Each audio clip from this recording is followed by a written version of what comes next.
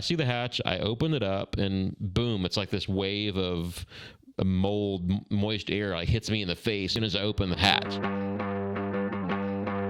Microbial volatile organic compounds, that is literally the smell of mold, is MVO. And of course, I wasn't like ready for this. I mean, I wasn't expecting to hit and so I was like, you know, stick a flashlight down there, start looking around. There's like mushrooms growing in the crawl space. Not just like some little fuzz on the dirt. I mean, like actual mushrooms growing in the crawl space.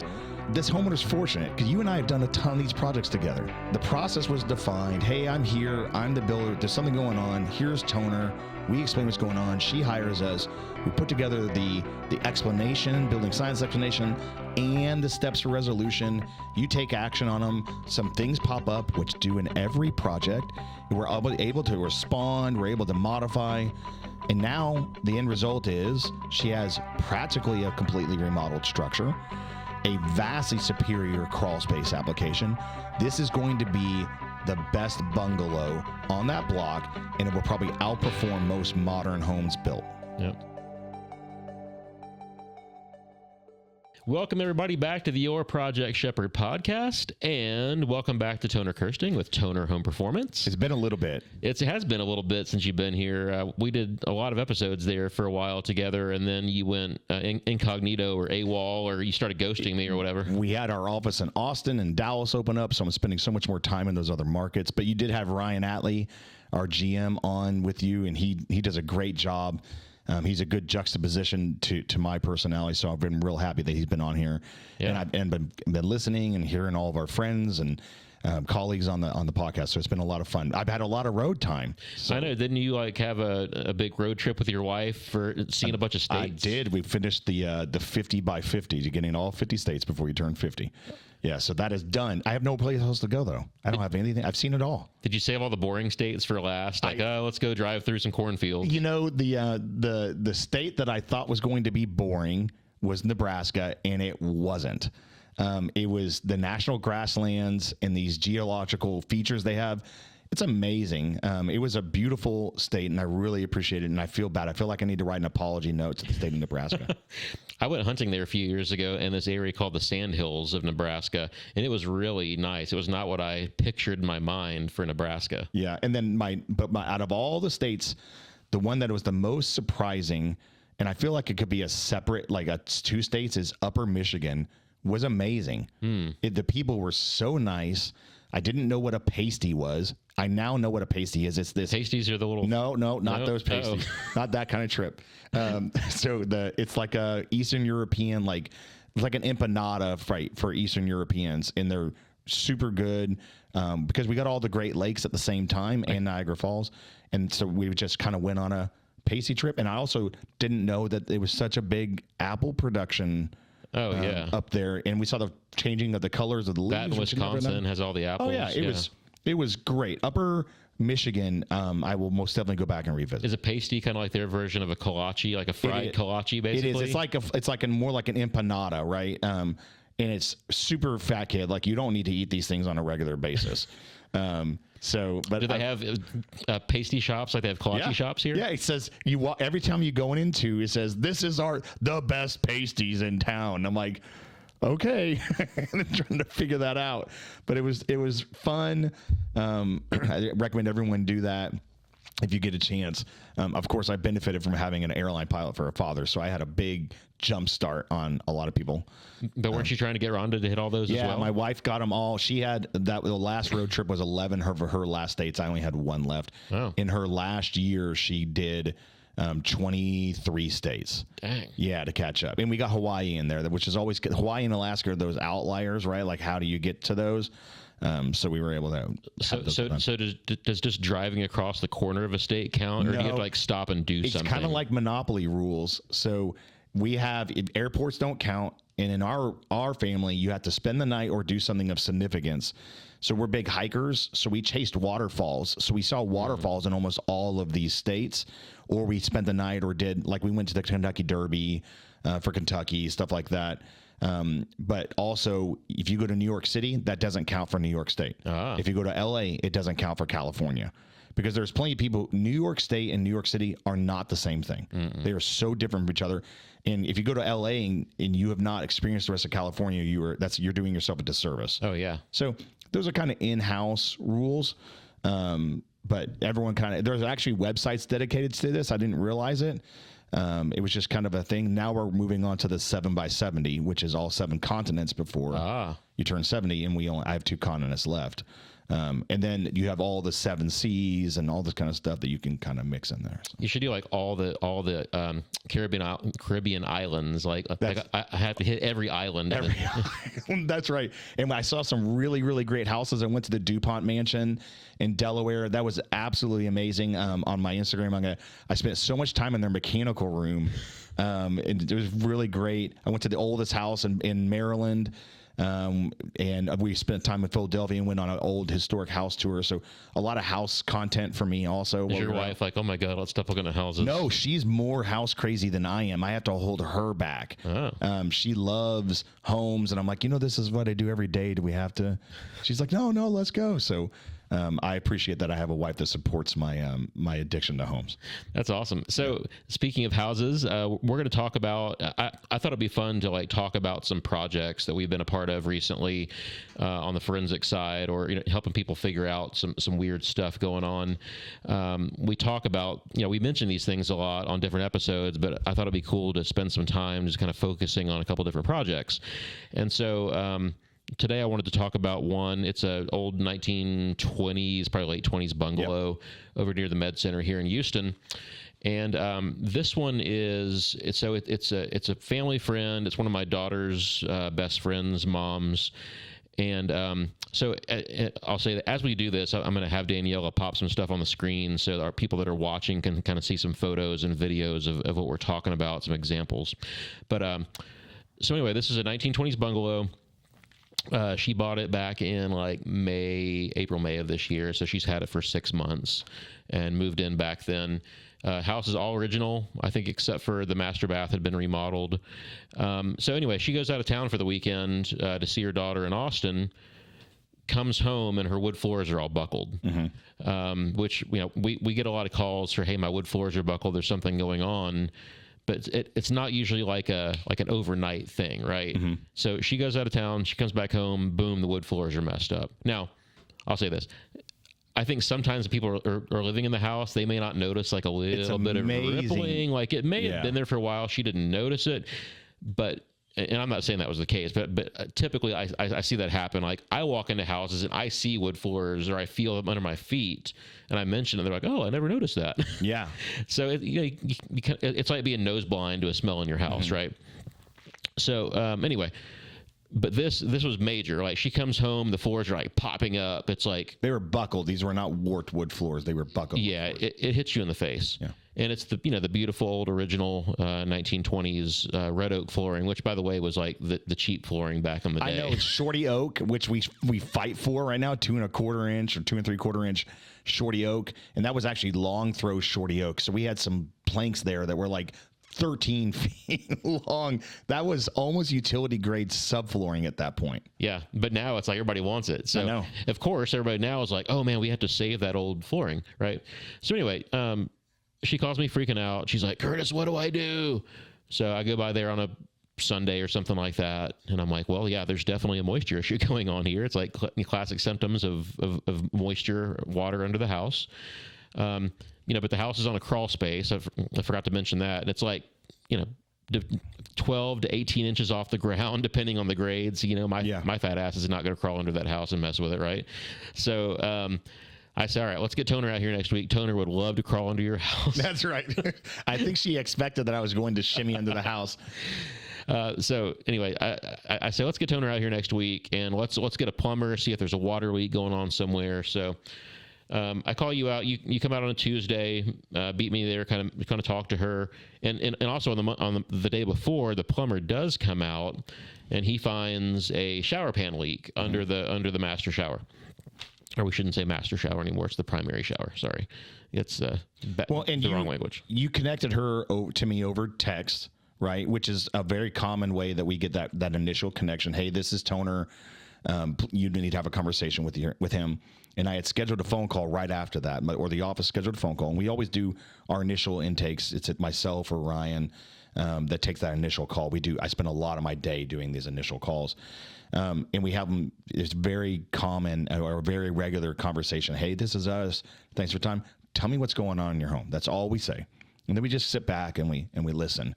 And she explained everything, the context that you just brought up, that she bought this house in April. She left for a trip, came back, and her wood floors were buckled. And that they found a shower pan leak. So she swears that's it. Yep. Right. But the buckling is not just around the bathroom. Oh yeah, the master bathrooms in like the back corner of the house, and the floors in the front of the house are buckled. Yeah. Right? So normally we would go under contract before we would head out to the home, because everyone's like, just come out and take a look at it. And that's actually a little abusive of our information, right? Hey, Sure. just, you charge for this. Why don't you come out and do it for free? But because she was a connected person, right? She knows Curtis Lawson, so she falls into the connected person category. I said, hey, you're right around the corner from our office. And the reason why our office is located where it is, it's literally the Google map geographical center of all of our projects in Houston. So we are, on average, based on moving there, less than 15 minutes between projects. So she was like 4 or 5 streets away from us. So I swung by on my way to another project, met her. She's super sweet, really cute house, nice part of town, and elevated bungalow. There have been some minor modifications to it. Go into the home, and the wood floors are warped and buckled across the entire base. It's only a 1-story house. But then she is still adamant, based on the inspector and the shower pan leak, that's what's creating it. So I know that it's not the shower pan leak, is likely other things going on, including that this house had been vacant for a very, very long time.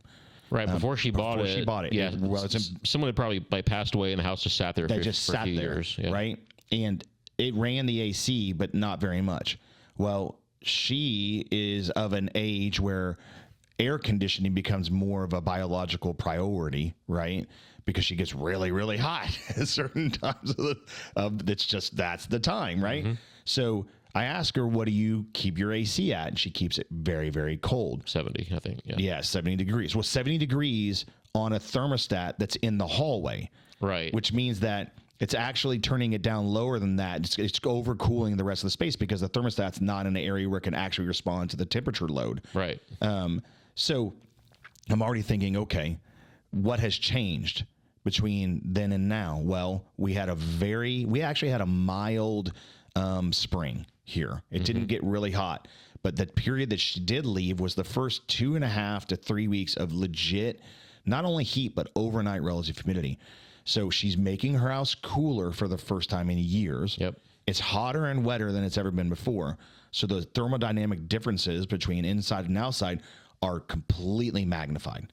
Yeah. And that's what it's going to take. Yeah, I was going to say, at the time this happened, that weekend when she came back and this happened, it was upper 90s, very high humidity in Houston at that time. And she left the AC on 70 while she was out of town. She did. Yep, because it was a pretty rudimentary thermostat at that point. Yeah. She didn't there's no programmable. It's just set the temp and walk out the door. Walk out the door. So that made sense. We, of course, had to kind of give her a little bit of information to prove that, hey, this is different than you think. And then we sent her a contract to do a building forensic review.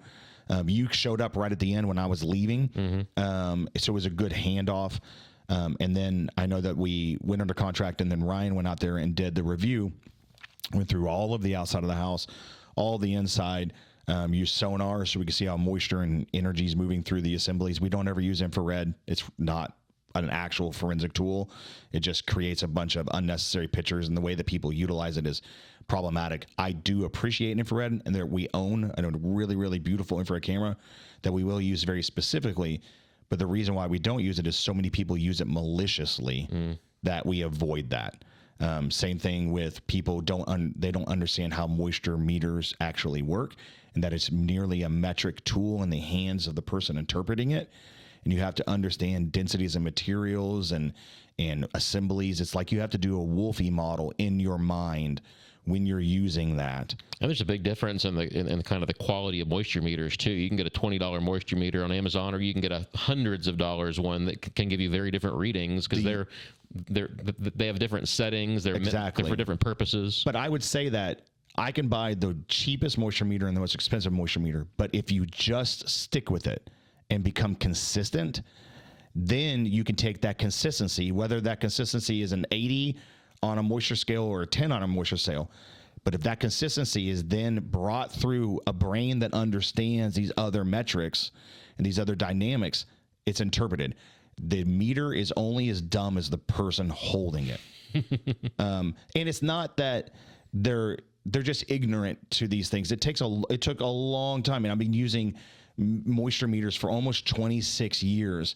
And I can look back, 20 years ago, and I used to say, this thing is wet. And it wasn't wet. It was because it had a vapor barrier under the wood flooring that was reflecting the signal and using pin set versus pad. I could do a whole class. In fact, we just got hired by a big manufacturer to develop the training class for their moisture meters across the United States. So Ryan went in, did the work, evaluated it, and presented a report back to her that said, hey, based on building science and building forensics, this is what's going on in the home. And the chief thing was we had a crawl space that is an unmitigated crawl space, one that's never, you have to maintain a crawl space, right? Like you have to maintain it like any other yard portion. And crawl space ventilation, originally people believed that that air would come through the crawl space and dry it out. But in the hot, humid climate zone, and this is important for all the folks that are living all the way through up into Austin, and as climate migration moves forward, everyone will become the hot, humid climate zone.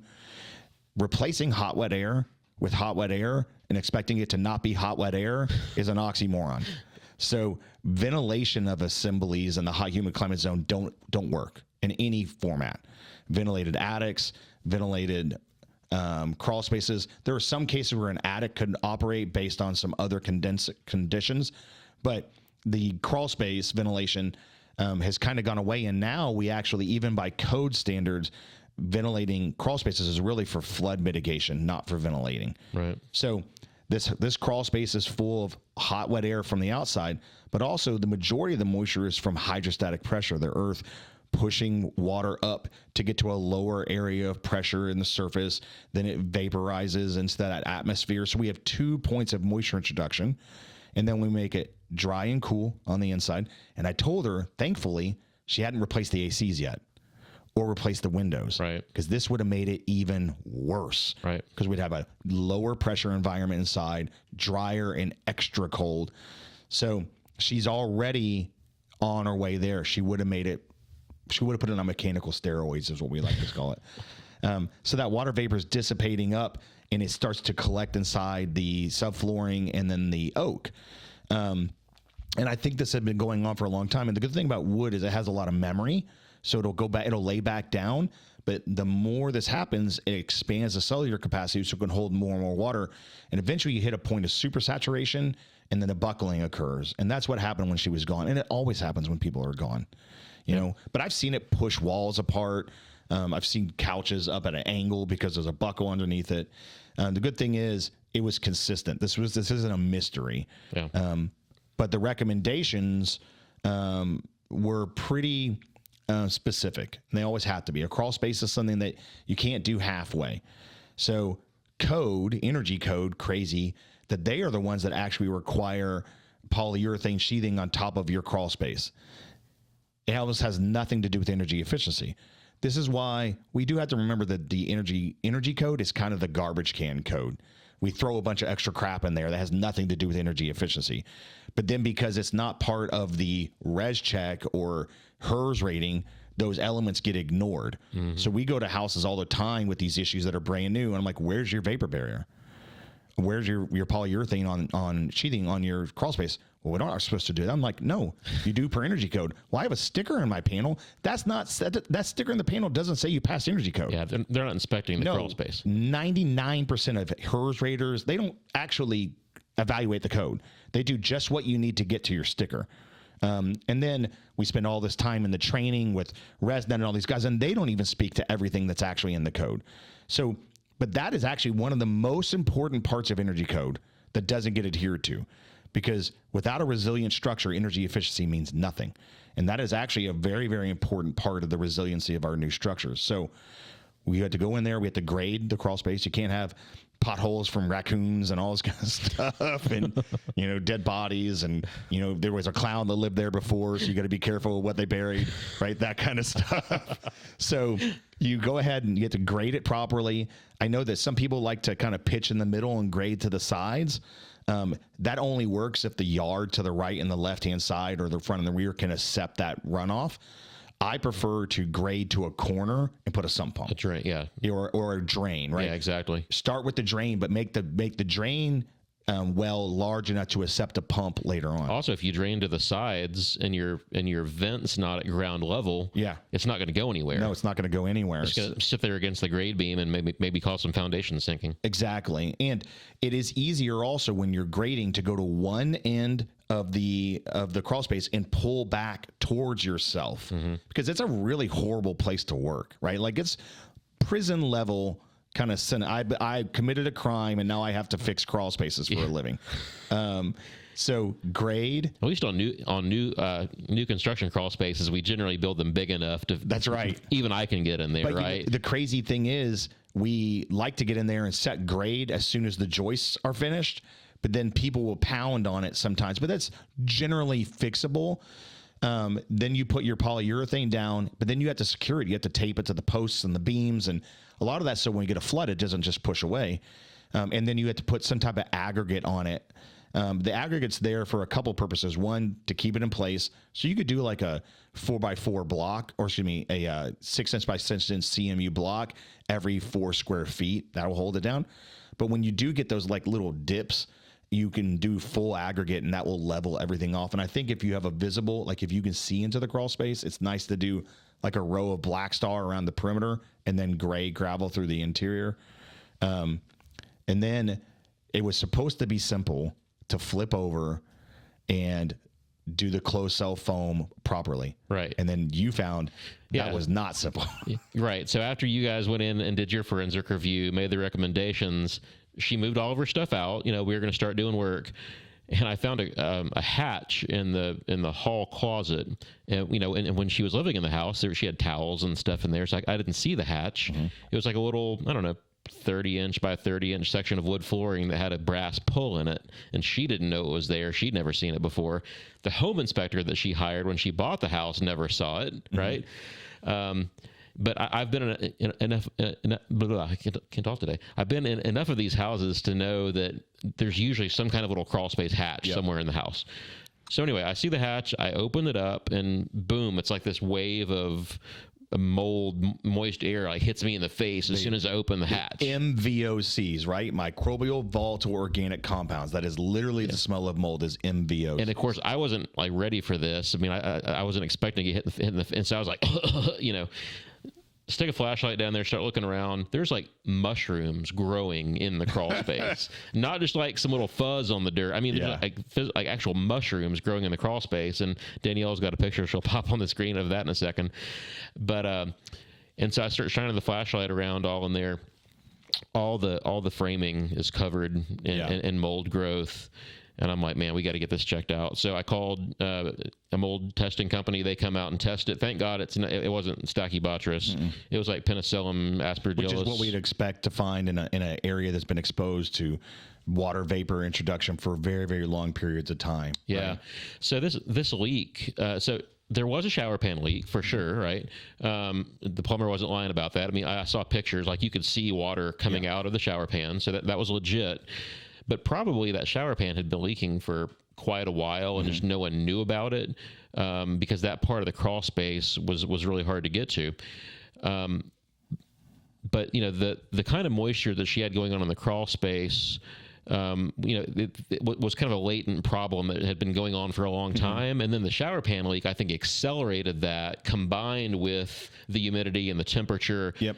And it's like it'd probably been kind of teetering on the brink of having a real issue, but then the shower pan stuff Well, just kind of brought it up. That situation or this situation occurs after our big floods, right? And they want to try to say, oh, the flood waters created that. I was like, no, the flood waters were just aggravated an already pre-existing condition. Right. The good thing is, in those flood cases, people can claim it on their insurance because there was actually a natural occurrence, right? Now, you could try to claim this on insurance because of the shower pan leak. Most insurance would not cover that. It's a slow moisture introduction, and one that requires maintenance. And we could talk a whole day when forensic issues are coverable and not, right? We spend, and I'm a previous licensed insurance adjuster in the state of Texas. I understand how these things kind of work and don't work together, and we're going to see more and more of these actual construction issues not covered by insurance. Yeah. Well, fortunately for her, her insurance covered kind of the repair of all the quote unquote water damage, right? That they attributed to a shower pan leak, which is great, right? Yep.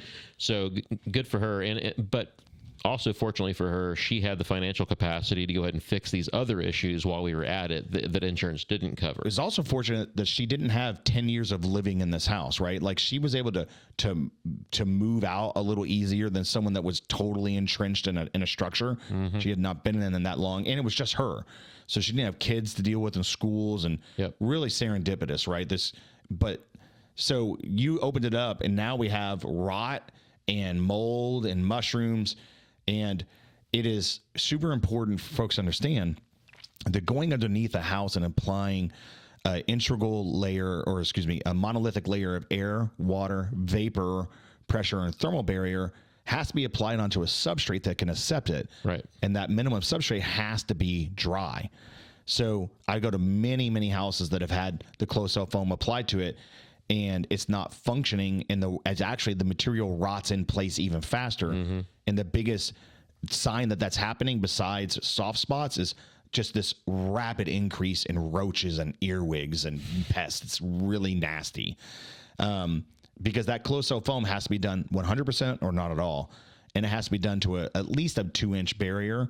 If you don't have 2 inches, you're not going to meet that vapor quotient. I don't really care about the insulation I don't care about the R value or anything. It's about vapor. Right. Now, vapor barriers always work better when they're in conjunction with a thermal barrier.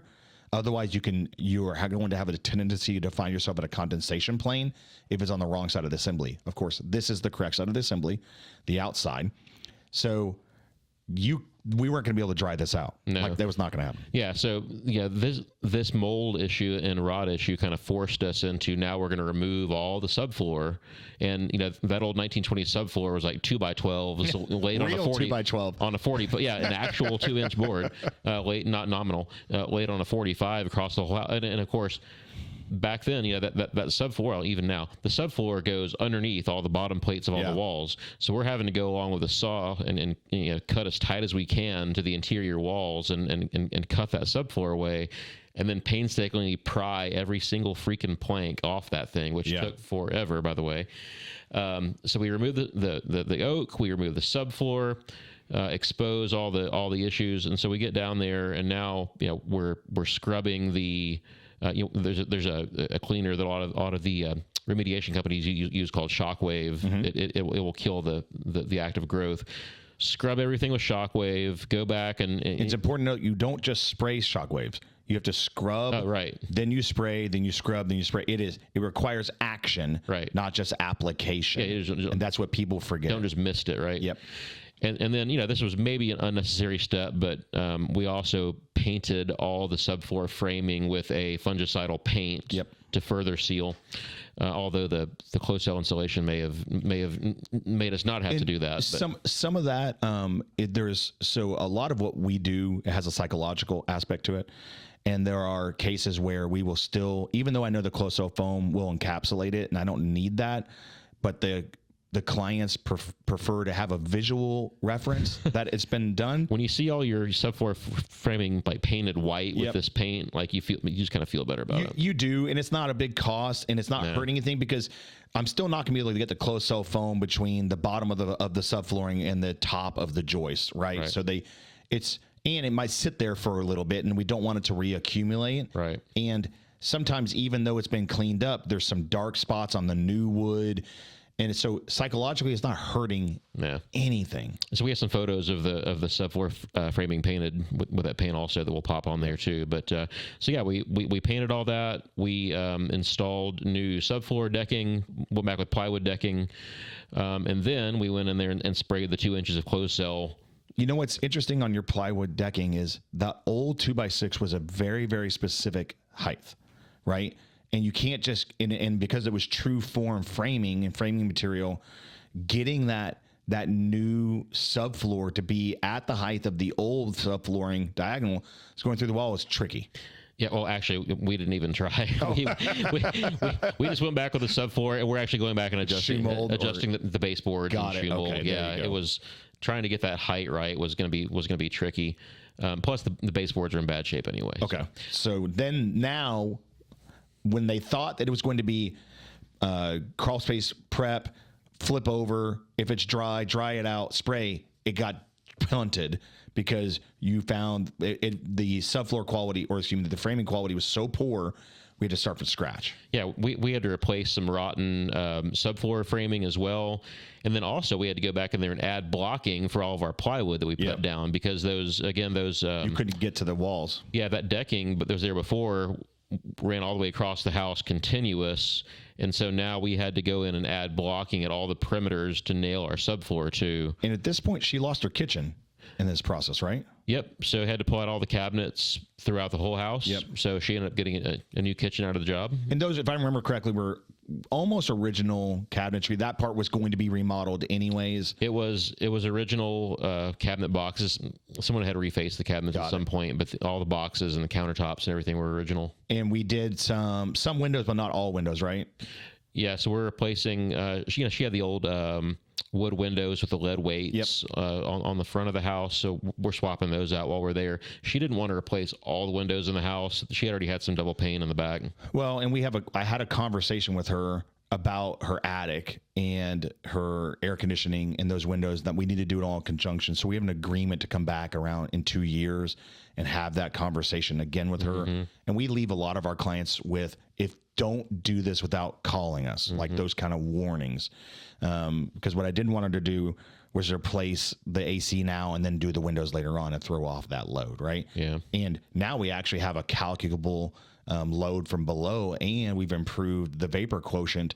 The crazy thing is with the manual J, or the heat load, how we determine heat load, it has a number that like a rating number of what is the air tightness, or the quality of construction is really what it's called. But that quality construction quotient doesn't include anything about water vapor. It's only air. And air is easy. Air doesn't make that much of a difference whatsoever in total performance. It's water vapor that makes the difference. So the HVAC system, which can, if configured properly, directly manage dehumidification. It doesn't do it naturally. It only does it by innate dehumidification. Basically, you get what you get and don't throw a fit dehumidification. But the metric utilized to determine that doesn't even have the quotient for vapor included in it. So that's something that needs to be improved. But why is that, right? Why doesn't it have it? Because the people that wrote the software and that developed Manual J, they're not in Houston. They're not in this climate zone. Yeah. We got to remember that all building science and all building performance is a northern methodology. And so we have to, I've said on many podcasts, I spend a lot of my time translating into southern speak, right? What does this mean to us? Translate that Yankee talk into a good southern drawl. All right, I don't buy my salsa in New York City, right? Like, come on. So, hey, that should be your new slogan. That's right. You wouldn't buy your salsa in New York City, so why buy your building science? That's there? right. That's right. I'll call Pace right now and see if I can rip off their logo. But now this homeowner's fortunate because you and I have done a ton of these projects together, right? So the process was defined. Hey, I'm here. I'm the builder. There's something going on. Here's Toner. We explain what's going on. She hires us. We put together the explanation, building science explanation, and the steps for resolution. You take action on them. Some things pop up, which do in every project. We're able to respond. We're able to modify. And now the end result is she has practically a completely remodeled structure, a vastly superior crawl space application, one that's going to shed floodwaters at a much higher rate. We were eliminated probably the largest, second largest, or if not largest, single source of contaminant introduction into her home. And she has plans to only modify it even more within the next 2 years. This is going to be the best bungalow on that block, and it will probably outperform most modern homes built. Yep. Crazy. Yeah. The sad thing is the next buyer will probably tear it down and build a new house there. Or the sad thing is you can't get any value for these when you sell the home. Right. Because you're in a popular area that people just want to be there. Yeah. Right. But then you go to another area where it's not that popular, but you did these, but then in those areas, the values of the houses are so low that homeowners can't afford to do these things. There's a whole disconnect between when a high performance home has actual real estate value and when it doesn't. Yeah. I mean, we had a conversation of, Curtis, should I just move out of this house, sell it for a lot of value, and let somebody tear it down? Like, that was a conversation we had, right? Because this ended up being over $100,000 project between the mold stuff, the crawl space fixes related to vapor, and then kind of the ancillary damage from the kitchen, the cabinets and everything else. It was over, well over $100K. So yeah, that's a conversation that you have to have. It's like, should I put the money into this structure? And she decided, yeah, I'm at the point in my life where I like this location. Lot values are still going up, so I'll probably recoup this money at some point, in just appreciation. So the crazy thing is, I've had customers like her that have done this, and now it's 7-8 years later, and their houses are some of the most popular rentals for people that are leaving houses that are having environmental issues. So their current house is going through all these modifications, and they want to go move someplace, but also a place where they can recover. So I have previous clients that have done these retrofits and these changes, and their homes turn into these refuges for folks to recover while waiting out their improvements to their structure. So I think that had some really cool intrinsic value. Now, the only way that happened is because we are all connected here, right? Like, those homeowners know me and we know them, and that kind of stuff. But I think there's some real sense to it. And also, I do know that during the pandemic, there was an uptick in interest in these kind of facets. And we do have some structures that are on the market that we did the building performance design on them. We actually have had a couple sports folks seek out our previously designed structures with intent because they want to live in a healthy structure while they play professional sports. Yeah. So obviously this is a very specific case study about this house, but for people who are looking at buying a bungalow or an older house like this, what kinds of things should they be looking at when they're going to purchase a house? Because I mean, she felt like she did her due diligence. I mean, she said to me several times, "Curtis, I hired the most expensive home inspector when I bought this house. Who was an engineer? And he didn't find any of these problems." Yeah. Right. So these are not the kind of things that home inspectors are looking for, and realtors sure as hell aren't. I mean, what should people be considering and looking for when they're buying these houses? Well, I think there are people who are already out there looking for a more advanced version of a TREC inspection. And then they find someone, it's normally the upper version is by someone with an engineering degree. The thing is, none of this is engineering. I mean, a dentist could stamp it just the same. And that's a little misleading, and I think the state needs to do some things to correct that misutilization of an engineering designation to upsell non-engineering products. I think that's pretty deceptive.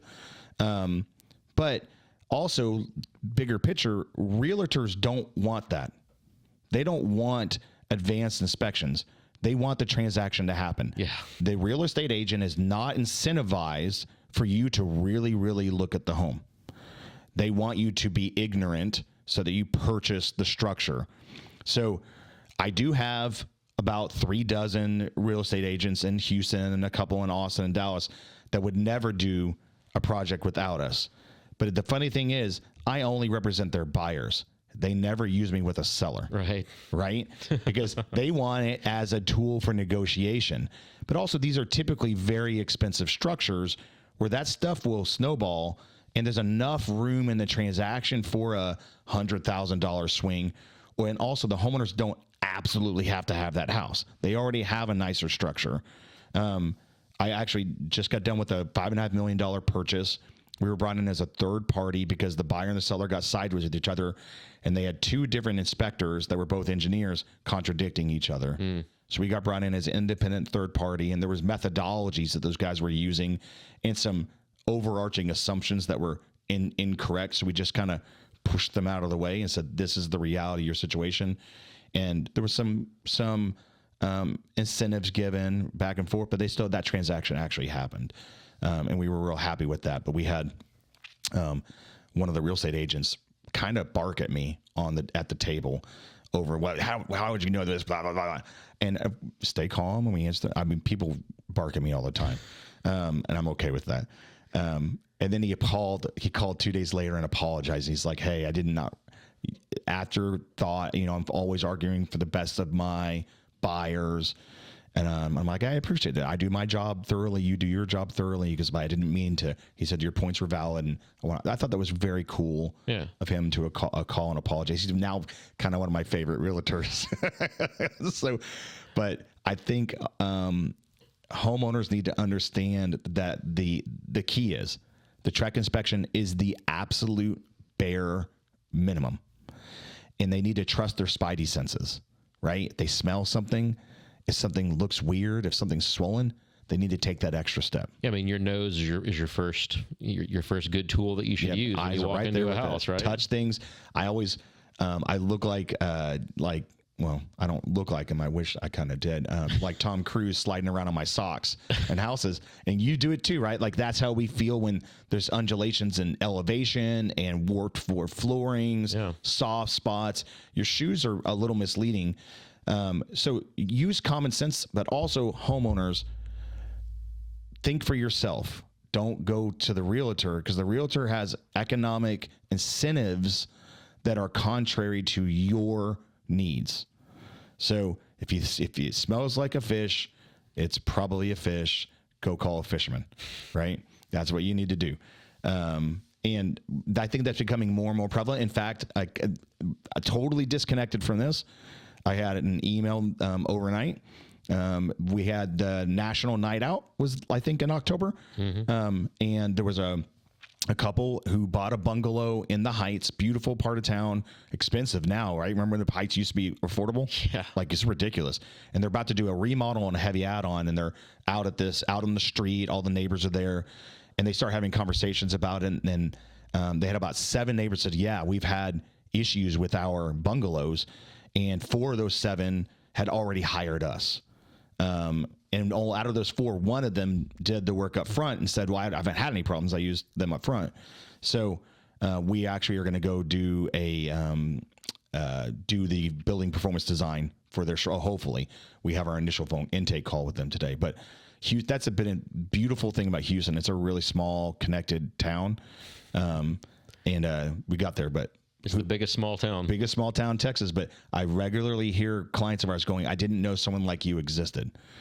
And I'm like, I wish I could tell you how to find us, but I get that all the time too. Like, for our owner's rep services, it's like people like with you, a lot of times people don't hire me for that until they're already to a point where sideways. Yeah. They're too, and same thing with you. Like you get called in on the back end of these forensic cases. Mm-hmm. It's like, pay me now or pay me later. Yeah, it's kind of crazy, and I wish there would be an easy, SEO search term that I could put in there, and there's not. I know. And we have improved that, but I appreciate those that talk about the stuff online and bring a little bit of prevalence to it. It's a very common thing for us now that we ask particular questions, or homeowners, how do you hear about us? And a lot of them say, well, I've been watching this person online, and we don't have any connections to those people other than your podcast. And I've had plenty of people contact us. Oh yeah, I listened to Curtis's podcast, but I appreciate the other ones is bringing awareness, right? Yeah. But yeah, I mean, I think that just over the last, so I've been doing this. So this is my 20th year this year. Like, in fact, I think September made 20 years. I heard almost no discussion of building science or forensic issues whatsoever 20 years ago when I started. Yeah. No, I'm sure it existed, right? But I wasn't hearing it. But now even the guys who are starting out, even homeowners now are hearing about these topics. So I think, obviously the internet's a huge part of that. But also people are just seeing more and more problems, and so the awareness level has come up because they're trying to find answers. Yes, and they're being forced into it. With climate migration, our houses are not as resilient as they used to be, and that resiliency is becoming more prevalent faster. So it's borderline a national housing crisis. That was probably what's going to be said in 10 years, but we are saying it now, so we quoted it here today. Timestamp. So 10 years from now, go back and listen to this, and I told you so. And we know it because our office in Austin we are fixing issues that we fixed 10, 15 years ago, and we thought that we would see at least a 2-to-1 design to forensics ratio. And it's about the opposite. It's a 7-to-1. For every new project I get in Austin, I get 7 failure projects. Wow. And a lot of that has to do with that market is very expensive because there's a lack in trades. Well, when there's a lack in trades and higher cost, doesn't always translate to higher quality. Yeah. And that type of architecture, modern architecture, is not as resilient. I was about to say, too, that the complexity of building some of those houses requires better practices and better trades. And so you're seeing more of a disconnect there. And they're so focused on energy efficiency because that was, Austin is the hub of energy efficiency. Yep. And so many people in kind of my arena speak out of that Austin area. And energy efficiency has nothing to do. It's so low priority. So we have lost 15 or 20 years of practical knowledge base. And I'm discussing things in Austin that no one's ever heard of. And I'm just down the road. We're only 3 hours away. Yeah. So it's a little disheartening that I feel like I'm going.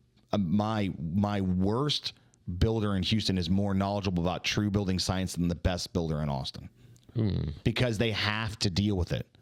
They will lose their business if they don't deal with it here. Well, I think they might have a good knowledge of some building science, but not the kind of the portions that are related to resiliency and moisture management. Yes. Right. And that's of course, this is from my viewpoint, right? Yeah. I'm trying to avoid failures. I'm trying to design for resiliency. They may have, some type of stuff sprayed on the inside that reduces their leakage rate to 2%. Or great R values, great insulation. Hey, thanks for the $40 a year. That was great. but now I've got rotten walls. So what was the point of any of that? It's just the priorities should shift in that market.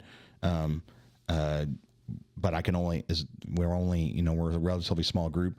And hopefully have more and more employees in Austin. It's also very hard to hire for what I do. Yeah. Well, it's hard anywhere, but especially trying to hire up there too. I think it's hard to hire for anything in Austin, but yeah. I really like, and we could talk about an Austin case house next, right? Yeah. Field trip. And I hopefully we try to be careful with the privacy of our clients when we're discussing this. Yep. Right. So I know Danielle's going to be really specific on the pictures that we put up there. I do want to remind people listening, do not take the building science and performance and construction recommendations for this house and apply it to yours. Right. There are no two houses that are the same ever because of the two natures, right. Mother nature and human nature. No one can calculate those two. Right. I mean, there's general principles that we apply, but every house is going to have different situations, different thermodynamics going on. Yep. Hydrodynamics, everything. Homeowner situations, microclimate standards, pressurization differences. And that's the same reason that we can't take so let's say you write a spec, specs on performance specs for a house that I'm building right now. Mm-hmm. That's the same reason I can't take those specs and just blanket apply them to every other house that I'm going to build for the next 5 years. Because every house is, we're building custom homes. They're all going to be different. They're in a different sites, different parts of town, Every production home is actually a custom home because there's no two homeowners that are the same. Right? There's no such thing as a standard structure. We had a really cool new partner in Austin, trade partner, and he said, why doesn't someone just take your specs and use them again? I was like, they're welcome to. I'll just see them on the forensics later on, because it's actually more dangerous to take a specific set of performance specifications and to apply them to something else than if you just do things generally. Right. So it is a loaded gun, and you can't just load every type of bullet in there and think it's going to fire. It doesn't work like that. So again, it's you're still using the same principles, the same science, but you're applying them to the different structures differently based on how they're designed, what the situation, the site is, the homeowners, everything. The occupant load. Yeah, we like to call it building science. It's deceptively familiar. Yeah, it feels like you know it, and you don't. So it is different. So I just want to touch on real quick occupant load. So just how people live their lives. These are questions that on the construction side we ask before we start a project, and I know you do too. In your initial consultation before you start writing your specs. Who's living there? What are their health needs? What temperature do they like to keep things at? How are you using the house? Are the doors going to be open all the time? I mean, there's so many questions that you can ask to find out how people are going to be using the home and how that might affect how it's going to perform. And you have to get that information before you do your design. So I know that you guys do that. We do that. And that's one of the big reasons that you can't blanket apply this stuff. You can't. And even the same family is going to modify. When you have 3 kids in elementary school, it's different than 3 teenagers. Because you know how many nasty, moldy shower areas I've gone to? And I'm like, oh, yeah, you got 2 teenage boys that take 45-minute showers apiece, and you didn't tile the top of your shower, you didn't run the transom all the way up, and you don't have an exhaust fan in there. What do you expect? Now or they never flip the switch to turn the fan on. Or when you do, that fan is there for an average amount of humidity. Now you're dragging excessive amounts of humidity across the surface of your sheetrock, and it's super saturating. And we get those when you turn off the lights in the room and then you turn on our specialty lights, we can see the saturation marks that have been forming. And I'm like, that's why we have a cladosporium growth inside the medicine cabinet, because of all of these different aspects coming together. So it's your kid's fault, right? But if the solution, don't have kids. Solution is rebuild the shower. But you know how many showers you go to and there's a sheetrock ceiling in the shower? Oh yeah, that's nasty.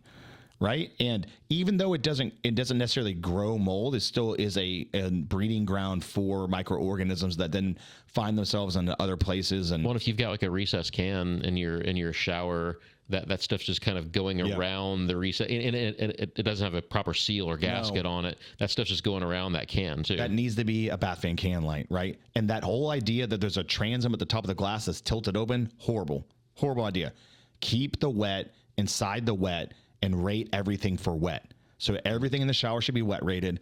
The moisture removal should be in that space, and it should not infiltrate into the rest of them. It is a small Roman bath, a shower, right? That's what it's there for. Tubs are different. They don't aspirate at the same rate as a shower does. Little kid stuff, and then we have the splashovers. We can talk about that. So I want to do a whole episode actually on shower design or shower waterproofing, or the other solutions just don't take showers. I mean, yes, that's right. You could just wait for the rain. I actually bathing's overrated. Yeah, I work with a really cool group that comes in and does all of just the waterproof. It's like a separate trade. No longer does the tile guy do the waterproofing, and they guarantee it for 10 years. I need their info. It's awesome. It's actually extremely affordable. Well, we should have them come on and talk. And it's amazing. It's what we do in hospitals. Who is this? I'll have to get the name for you. I don't want to misquote him right now. Oh, okay. Because I know the guy's I think name. I saw somebody like that at the Builder Show a couple of years ago here in Houston. And the unfortunate thing is their product, unless you've experienced failure rates, and the thing is most builders don't know they experience failure rates because it happens at year 3. But it's noticed, and they don't call the builder, right? Like, I love when a builder says, I don't need you, Toner. I don't have any problems in my houses. Really? So you go back to all your houses at year 2 with forensic education to understand how to evaluate it properly with the proper tools to see what the leading examples are of predetermined failure? That's amazing. Or they go, well, I build 30 houses a year, right? So that's 10 houses a year for the last 10 years. So you've done 300 houses. That's great. Yeah. That's a quarter of the year for us. I had somebody call me a couple of weeks ago. I went and looked at the house here in Meyerland. They had a pretty big name builder here in Houston who doesn't work with you. I know. Who built their house, and they had a leaking shower, and they had mold and stuff all around the shower. And I'm like, well, why don't you just call the builder? They're pretty big. I'm pretty sure they'll come out here and fix it for you. They're like, we don't want to deal with them. They're not going to fix it the right way. It's amazing how many passes are given, right? I'm like, why don't you go after them? They're like, nah, it's not worth it. I feel like anyone could sue me in any. I live with the fear of litigation, which is a driving factor to quality, right? It's not a fear; it's the awareness that could happen. So you need to be performing at a high level all the time. Absolutely. Yeah. So, but I love this case conversation. Yeah. We should do this more. We should. We'll do it again soon. So, yeah, great point to wrap it up. Appreciate you rejoining me after a long hiatus. Yeah. I just like the word hiatus. Hiatus. All right. Well, thank you all for listening to this episode of the Or Project Shepherd podcast. I will see you next time. Bye-bye.